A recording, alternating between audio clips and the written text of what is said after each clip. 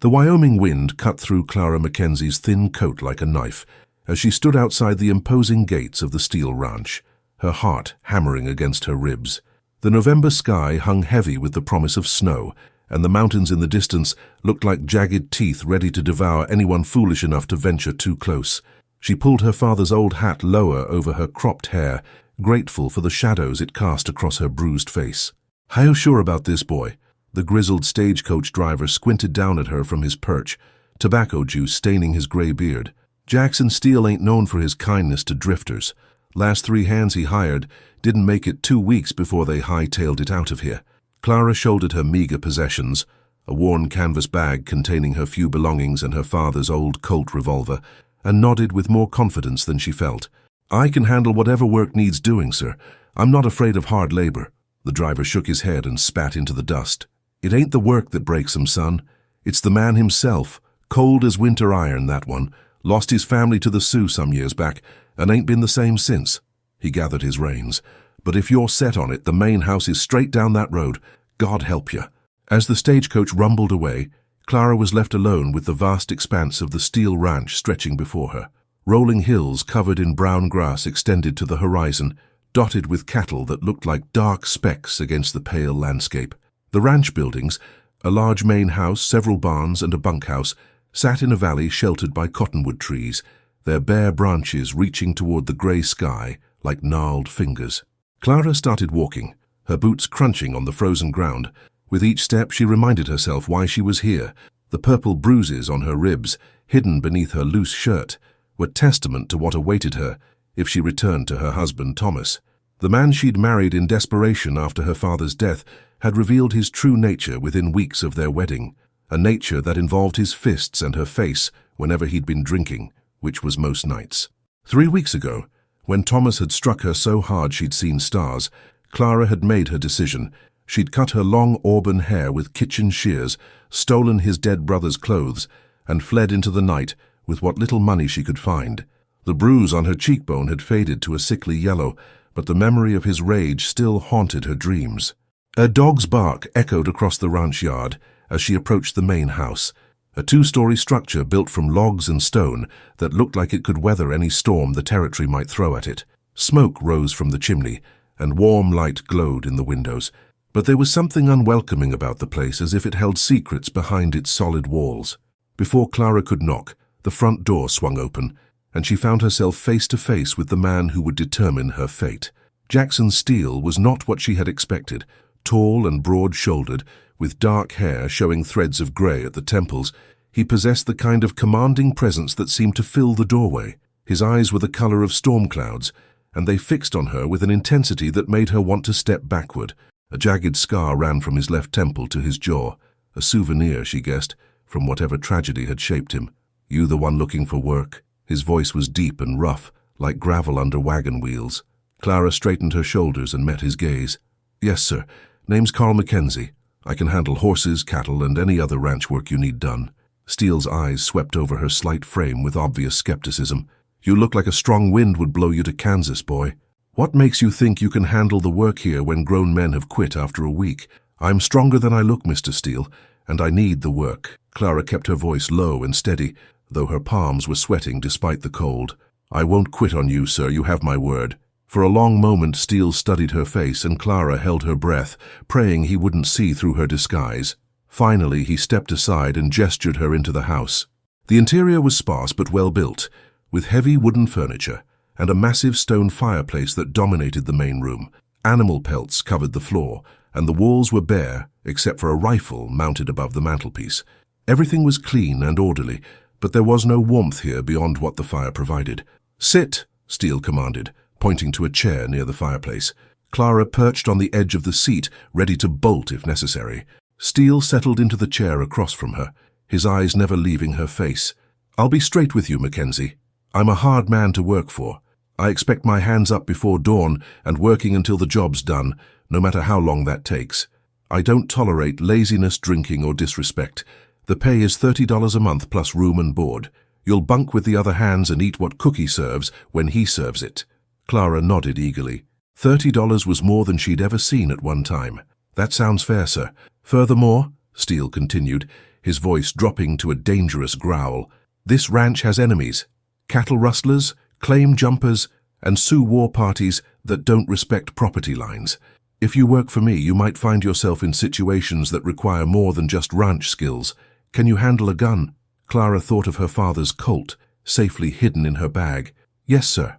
My father taught me." Steele's scarred face showed the first hint of approval. "Good. We've lost 3 head of cattle this month to rustlers, and I suspect they'll be back. Every man on this ranch needs to be ready to defend what's ours." He stood abruptly and walked to the window, gazing out at the gathering darkness. "There's something else you should know. The Sioux consider this land sacred, part of their winter hunting grounds. Most of them moved onto the reservation, but there are still some bands that pass through, and they don't always appreciate finding cattle where their buffalo used to graze." Clara felt a chill that had nothing to do with the weather. "Have there been problems?" Steele's hand unconsciously touched his scar. "My wife and daughter were killed in a raid 5 years ago. Since then, I've made it clear that this ranch will defend itself against any threat, red or white." His voice was flat, emotionless, but Clara could hear the pain beneath the surface. "I'm sorry for your loss, sir." He turned back to her, his expression unreadable. "Don't want your pity, boy. Want your loyalty and your work. Can you give me that?" "Yes, sir." Clara stood and extended her hand. "You won't regret hiring me, Mr. Steele." Steele's grip was firm and calloused, the handshake of a man who'd built his empire with his own 2 hands.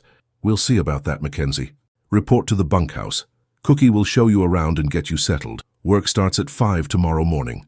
As Clara stepped back into the cold night air, her heart pounded with a mixture of relief and terror. She'd gotten the job, but now came the real challenge, convincing a ranch full of hardened cowboys that she belonged among them, all while keeping her secret safe from a man whose cold gray eyes seemed to see everything. The bunkhouse glowed with lamplight and echoed with the low murmur of men's voices.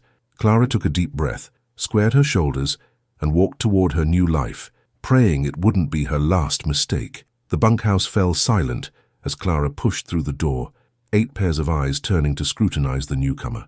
The air was thick with tobacco smoke and the smell of unwashed bodies, and a card game sat abandoned on a makeshift table in the center of the room. Clara kept her hat pulled low and her chin up, fighting the urge to flee back into the night. "Well, I'll be damned," drawled a lanky cowboy with sun-weathered skin and a graying mustache. "Another lamb for the slaughter. How long you figure this one'll last, boys?" A chorus of chuckles and betting commenced. 2 weeks, called out a stocky man with arms like tree trunks. 3 days, countered another. "He looks like he ain't never seen a cow, much less worked one." Clara cleared her throat. "Name's Clara McKenzie. Mr. Steele hired me on as a ranch hand." The lanky cowboy, clearly the unofficial leader of the group, stood and extended a weathered hand. "Miguel Santos, foreman.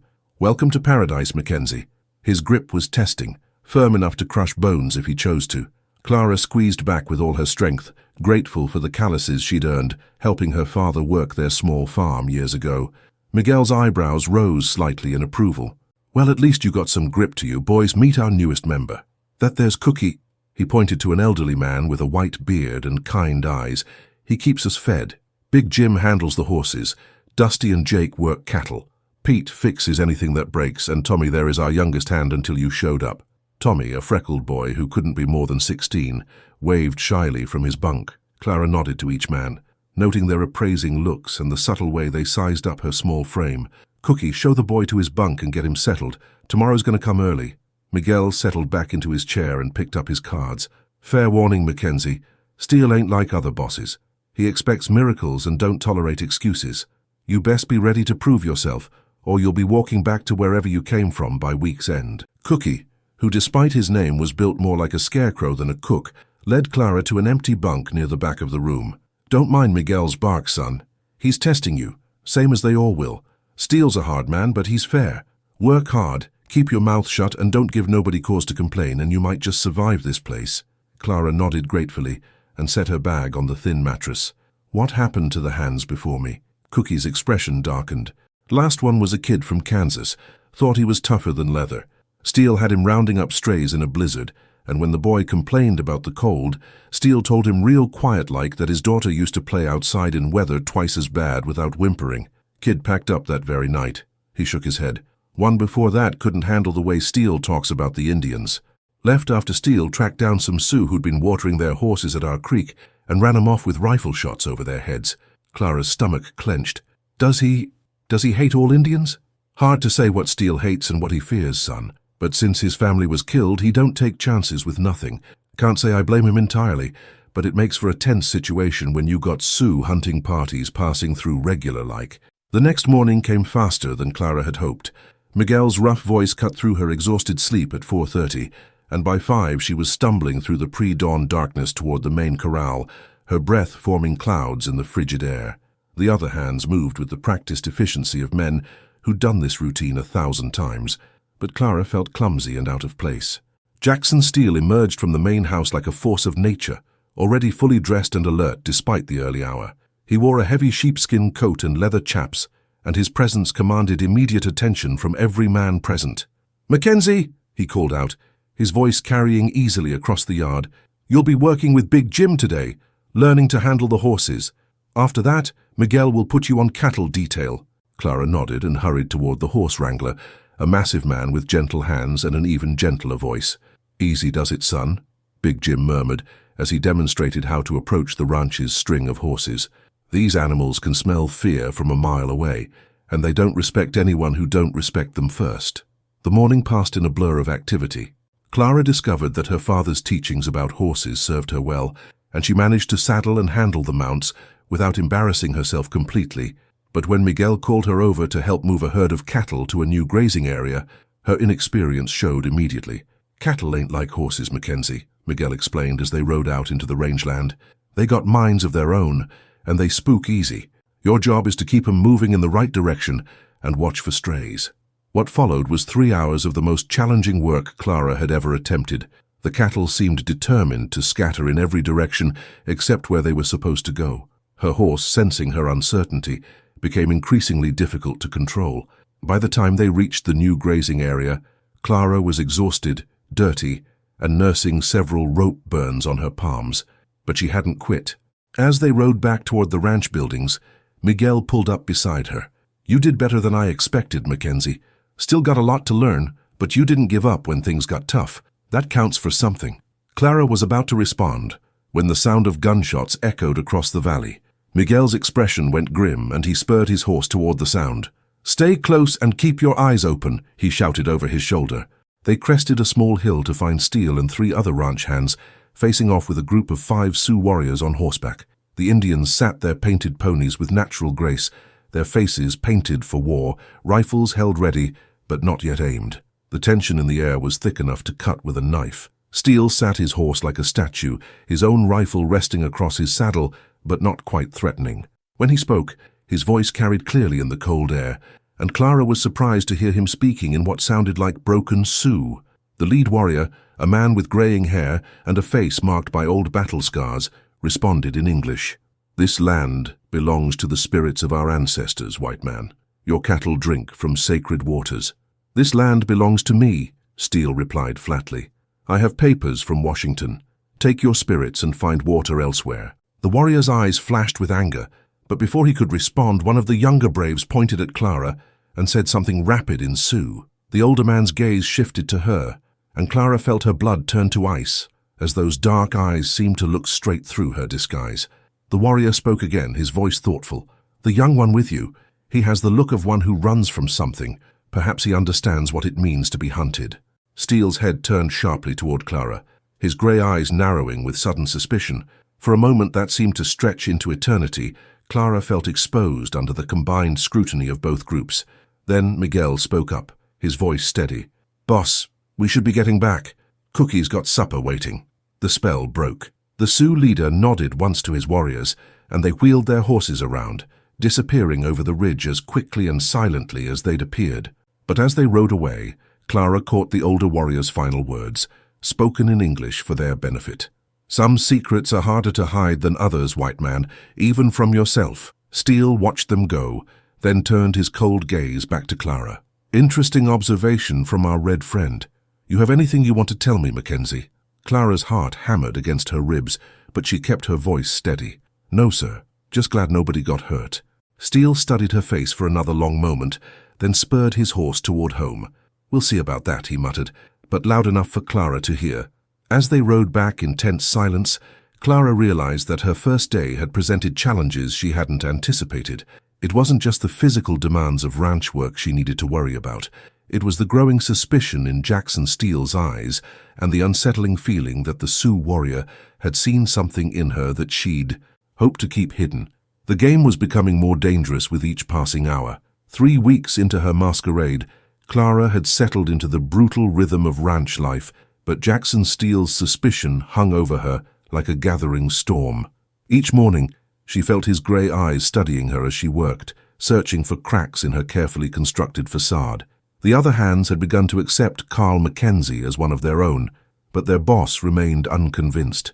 The first snow of December had begun falling during the night, and Clara woke to find the world transformed into a crystalline wonderland that would have been beautiful if it didn't represent mortal danger to the cattle scattered across the range. The temperature had plummeted, and the wind howled like a living thing around the bunkhouse walls. "All hands up!" Miguel's voice cut through the pre-dawn darkness. "We got cattle to bring in before this storm gets worse." Clara pulled on every piece of clothing she owned, wrapping herself in layers until she could barely move. Outside, the snow was already ankle-deep and falling steadily, driven by a wind that cut through fabric like it was paper. The other hands moved with grim efficiency, knowing that cattle caught in the open during a Wyoming blizzard would freeze to death before morning. Steele emerged from the main house looking like a man carved from stone, his face set in hard lines as he surveyed the deteriorating weather. "Miguel, take half the men and head for the north pasture. I'll take the others to the valley section. We bring in every head we can find, leave none behind." "What about the boy?" Miguel nodded toward Clara, who was struggling to control her horse in the swirling snow. Steele's eyes fixed on her with that same unsettling intensity. "He comes with me. Time to see what he's really made of." Clara's stomach dropped, but she straightened in her saddle and nodded. "Yes, sir." The ride into the storm was a nightmare of stinging snow and howling wind. Clara could barely see 10 feet in any direction, and her horse struggled through the deepening drifts. Beside her, Steele rode like he was part of the storm itself, never hesitating, never showing doubt as he led them toward where he hoped to find the missing cattle. After what felt like hours of battling the elements, they heard it, the mournful lowing of cattle in distress. Through the curtain of snow, Clara made out the dark shapes of perhaps 30 head, huddled against a stand of cottonwood trees, their coats already white with accumulated snow. "There!" Steele shouted over the wind. "We push them back toward the ranch nice and easy. Panic them in this weather and they'll scatter and die."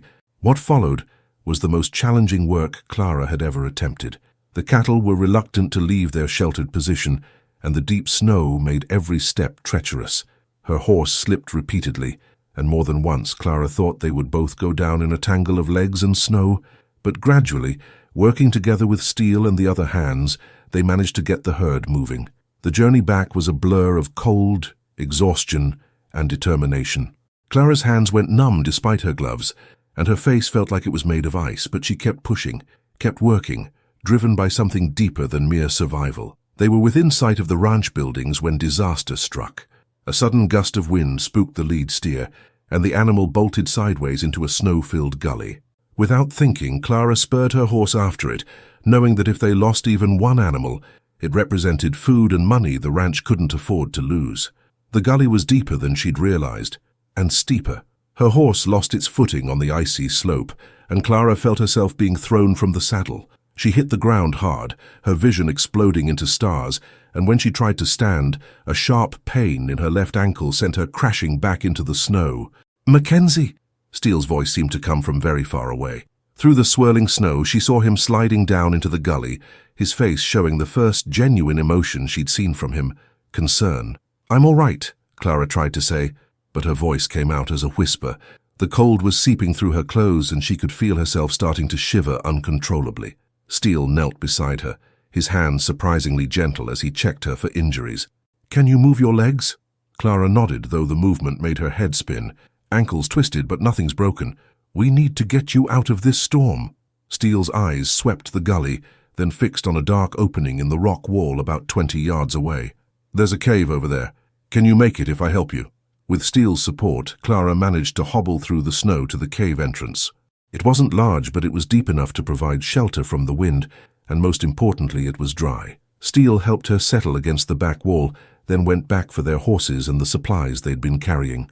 "The others will get the cattle home," he said as he returned with an armload of gear. "We'll wait here until the storm passes." As Steele built a small fire with wood he'd found in the cave, Clara studied his profile in the flickering light. Without the harsh mask he usually wore, he looked younger, more human. The scar on his face seemed less threatening and more like what it really was. Evidence of pain survived. "Tell me about your family," Clara said quietly, surprising herself with the question. Steele's hands stilled on the fire for a moment. "Why?" "Because I can see in your eyes that you loved them very much. And sometimes talking about the people we've lost helps with the pain." For a long time the only sound was the crackling of the fire and the howling of the wind outside. Then, so quietly she almost didn't hear him, Steele began to speak. "Her name was Sarah, my wife, prettiest woman in the territory, with hair like spun gold and a laugh that could make the angels weep." His voice was rough with emotion. "Our daughter Emma was 5 years old, with her mother's hair and my stubborn streak. She wanted to be a cowboy when she grew up, said she was going to have her own ranch someday." Clara felt tears stinging her eyes. "What happened?" "Sioux war party, led by a chief called Red Hawk. I was in town getting supplies, and Sarah was here alone with Emma.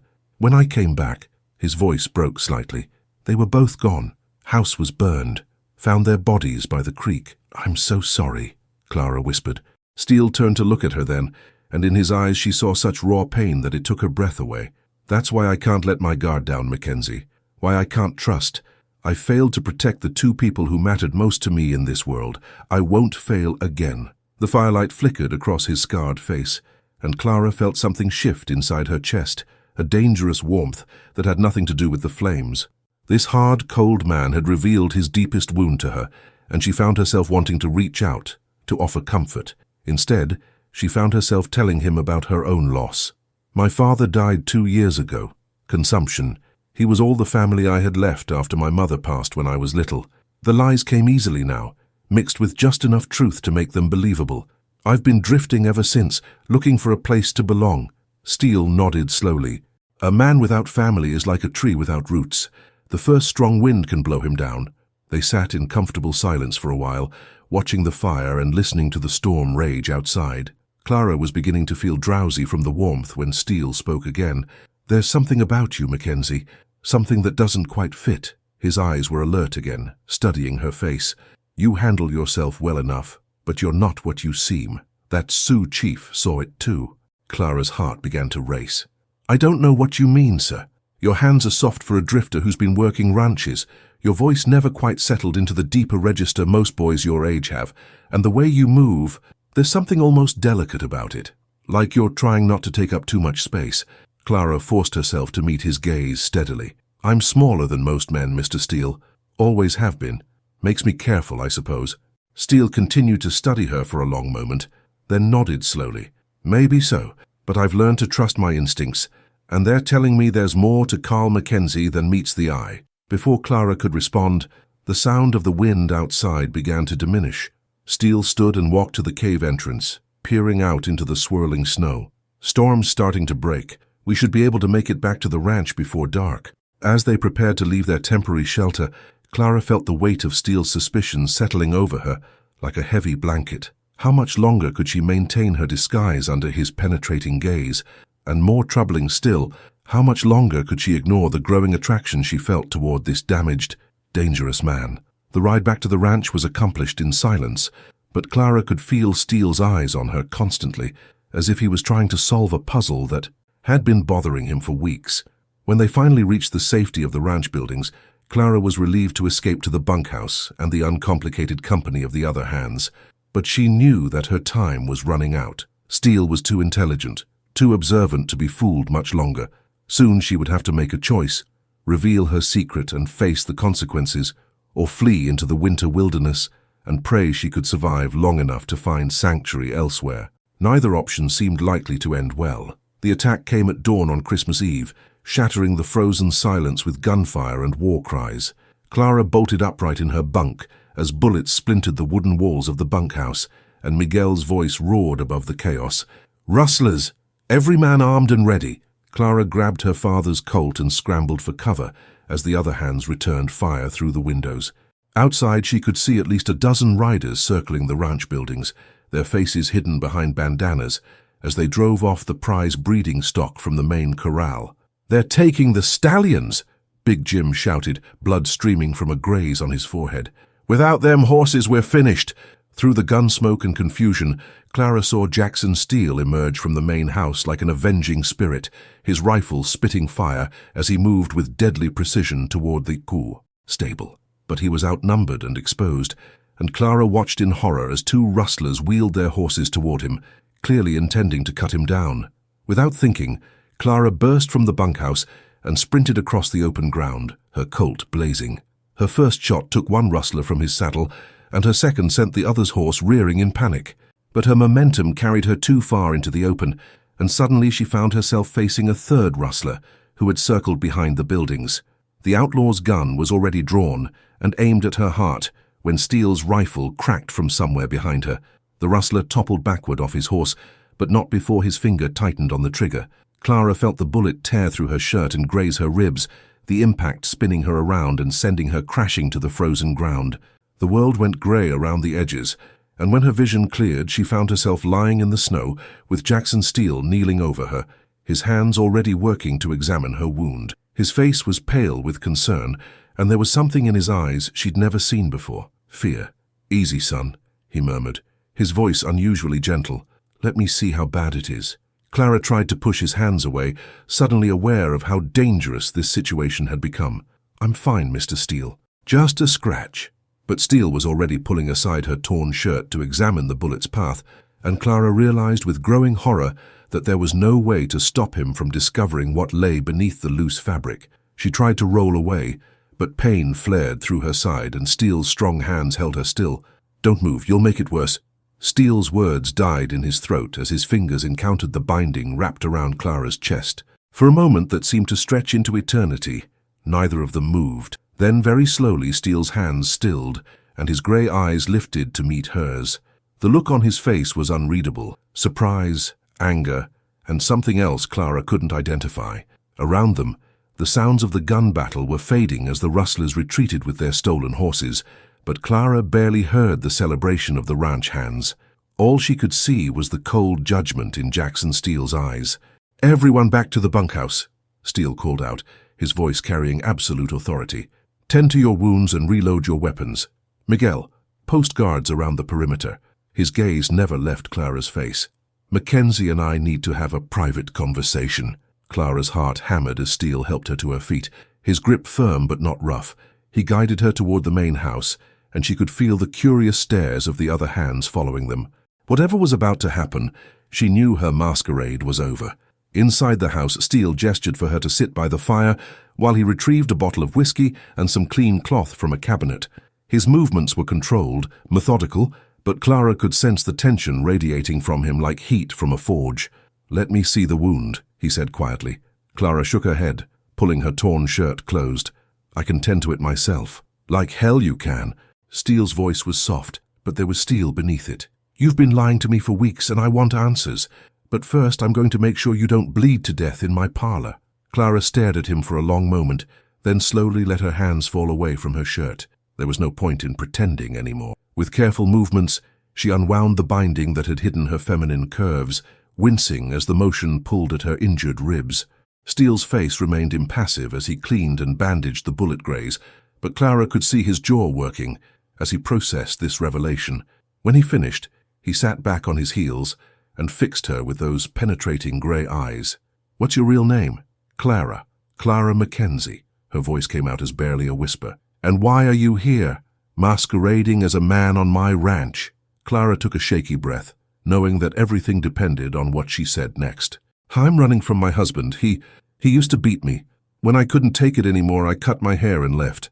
I needed work, and no one hires women for ranch work." Steele's expression didn't change, but something flickered in his eyes. "Where's your husband now?" "I don't know. Probably looking for me." Clara wrapped her arms around herself, suddenly feeling more exposed than when she'd been half-dressed. "Please, Mr. Steele, I know I lied to you, but I'm a good worker. I won't cause trouble." "You already have caused trouble." Steele stood and walked to the window, staring out at the snow-covered ranch yard. "Do you have any idea what kind of position you've put me in? I've got 8 men living in that bunkhouse who think you're a boy. What happens when they find out I've been harboring a woman under false pretenses?" Clara felt tears stinging her eyes. I never meant for anyone to get hurt. But people did get hurt, didn't they? Steele turned back to her, his face hard. Those rustlers came here looking for our horses, but they also knew exactly when to strike and where our weaknesses were. Someone's been feeding them information. Clara's blood turned to ice. You think I'm working with them? Are you? No! Clara shot to her feet, ignoring the pain in her side. I would never betray you like that. You gave me work when I was desperate, and She stopped, realizing she'd been about to say too much. You what? Steele's voice was dangerous now. Clara looked into his eyes and knew she had to risk everything on the truth. I care about this place, about you, more than I should. For a moment, the only sound was the crackling of the fire. Then Steele crossed the room in 3 quick strides and stopped just inches from her, his presence overwhelming. You care about me? Clara's heart was beating so hard she was sure he could hear it. Yes, even though I'm a cold bastard who's driven away every hand I've hired in the past year. You're not cold. You're hurt. There's a difference. Steele stared down at her for a long moment, and Clara could see the internal battle raging behind his eyes. When he spoke, his voice was rough with emotion. You have no idea what you're saying, woman. I'm not the kind of man who can give you what you need. What if what I need is just a chance to prove myself, to show you that not everyone you care about will be taken away? Something broke in Steele's expression then, and suddenly his hands were framing her face, his calloused thumbs brushing away tears. She didn't realize she'd been crying. Clara, he whispered, and her name on his lips sounded like a prayer. Before either of them could think better of it, his mouth was on hers, hungry and desperate and full of months of suppressed longing. Clara melted into him, her hands fisting in his shirt as she kissed him back with equal fervor. But the moment was shattered by the sound of approaching hoofbeats and Miguel's urgent voice calling from the yard. Boss, riders coming in fast! Steele pulled away from Clara, his breathing ragged. Through the window they could see a group of horsemen approaching under a white flag. But these weren't rustlers. These were Sioux warriors, and at their head rode the same graying chief who had spoken to them weeks before. Red Hawk, Steele breathed, his hand instinctively moving to his gun. Clara felt her blood freeze. This was the man who had killed Steele's family, and now he was riding boldly into the ranch yard under a flag of truce. Whatever he wanted, it couldn't be good. Stay in the house, Steele commanded, already moving toward the door. No matter what happens, don't come outside. Jackson, wait. He paused at the door, looking back at her with eyes full of regret. We'll finish this conversation later, Clara. If there is a later. As Steele stepped out into the cold to face the man who had destroyed his life, Clara pressed her face to the window and prayed that this Christmas Eve wouldn't end in more bloodshed. But in her heart, she knew that the fragile peace they'd built was about to be tested in ways none of them could have imagined. Outside, Red Hawk raised his hand in greeting, and when he spoke, his words carried clearly across the frozen air. Jackson Steele, I come to speak of the woman who hides among your men and the man who hunts her. Great danger comes to this place. Clara watched through the frosted window as Jackson faced Red Hawk across 20 yards of snow-covered ground, both men's hands resting on their weapons. The other ranch hands had taken defensive positions, but they waited for Steele's signal, tension crackling through the air like electricity before a storm. You have 1 minute to state your business before I put a bullet in you, Steele called out, his voice carrying the cold promise of death. Red Hawk's weathered face remained impassive. The woman you protect, she is hunted by a white man who burns with madness. He comes with many riders, asking questions in the settlement. He offers gold for word of a woman with hair like autumn leaves who runs from her husband's fists. Clara's blood turned to ice. Thomas had found her trail. He speaks of you as well, Jackson Steele, Red Hawk continued. Says you have stolen his property, his wife. He brings men who care nothing for law or justice, only gold. Steele's jaw worked, but when he spoke, his voice was steady. Why do you care what happens to us, Red Hawk? You made your feelings about white settlers clear 5 years ago. For the first time, the Sioux chief's composure cracked slightly. Because I was wrong about you, Jackson Steele. When my young warriors spoke of raiding this place again, I told them of the man who buried his family with his own hands, who wept over their graves, like our own warriors weep for their fallen children. A man who knows such grief. Perhaps he can understand that not all killing comes from hatred. Clara saw Steele's hands tremble slightly at his sides. You killed my wife and daughter. Yes, Red Hawk replied simply. In a time when blood called for blood, and your people's soldiers had burned our villages and slaughtered our children. But grief shared does not heal grief caused. I have carried the weight of that raid like stones in my heart. Then why warn me now? Red Hawk's eyes shifted to the window where Clara stood, and she felt those ancient, knowing eyes see straight through to her soul. Because some spirits are stronger than the hatred that made them. Your woman fought beside you today like a warrior protecting her tribe. And because, he paused, seeming to weigh his words carefully, my own daughter would have been the same age as the child I took from you. Perhaps it is time for old wounds to stop bleeding. Before Steele could respond, the sound of approaching hoofbeats echoed across the valley. From the eastern ridge, a line of riders appeared, at least 15 men, heavily armed and moving with grim purpose. At their head rode a man Clara recognized even at this distance, and her heart filled with terror. Thomas McKenzie sat his horse like a conquering general, his fair hair visible beneath his hat, and his pale eyes scanning the ranch buildings with predatory intensity. Even from here, Clara could see the cruel twist of his mouth that she remembered from too many nights of violence and fear. "Clara!"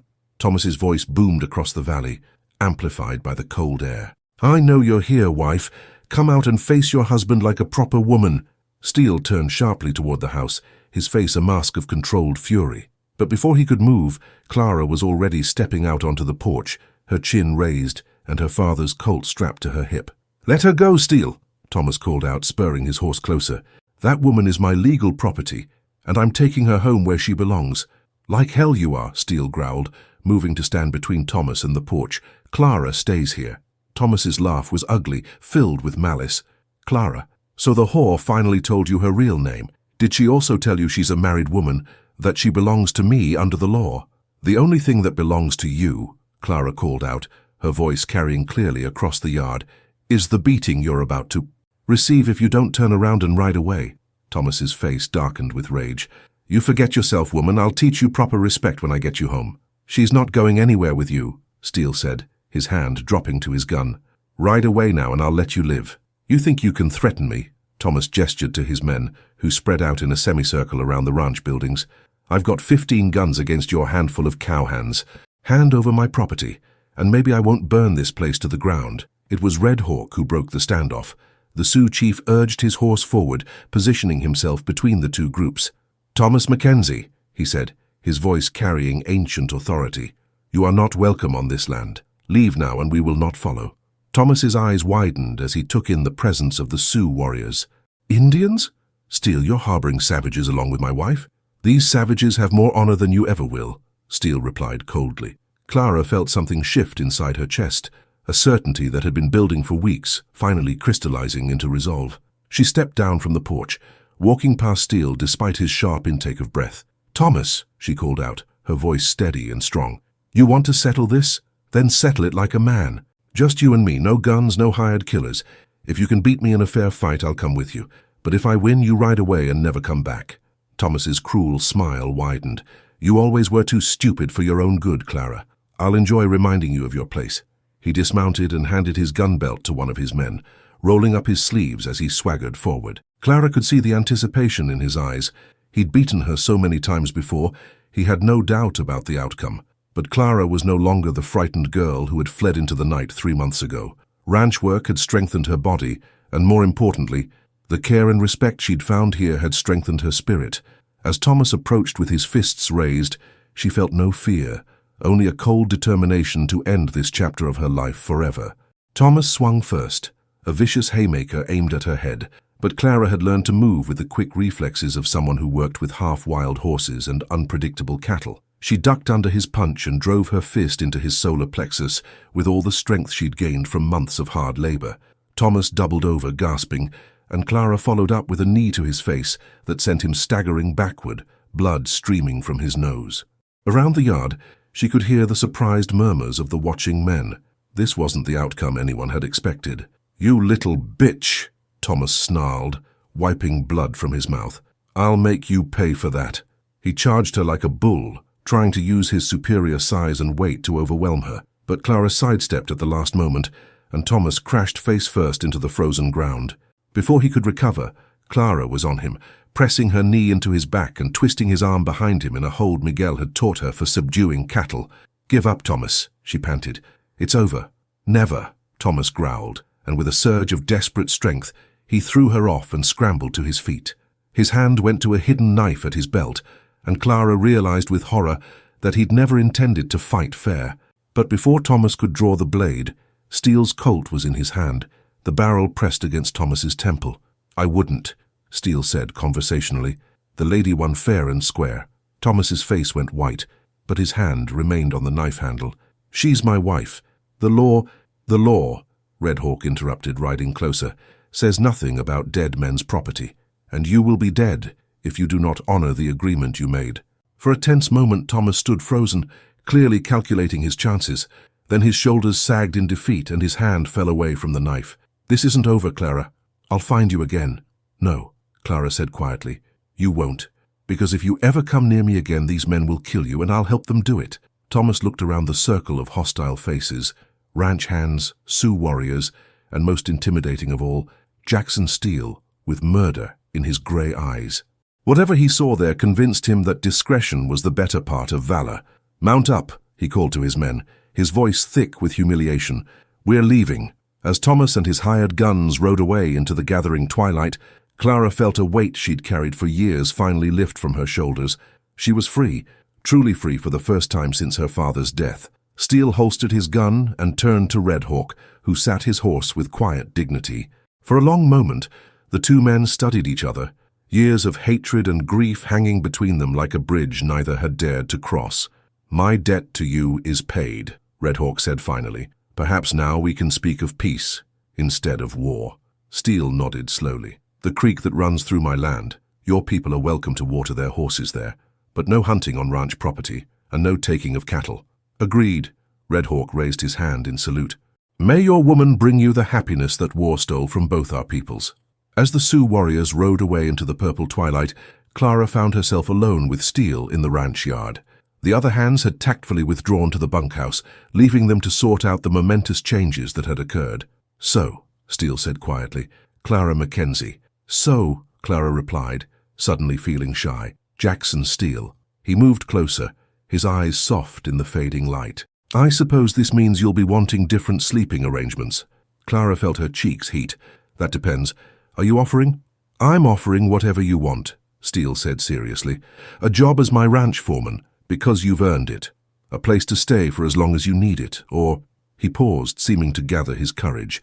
"If you're willing to take a chance on a damaged man with too much history and not enough hope, I'm offering you a partnership, in every sense of the word." Clara looked into his eyes and saw her future reflected there, challenging, uncertain, but full of the kind of love she'd never dared dream of. "I think," she said softly, "I'd like to try that partnership."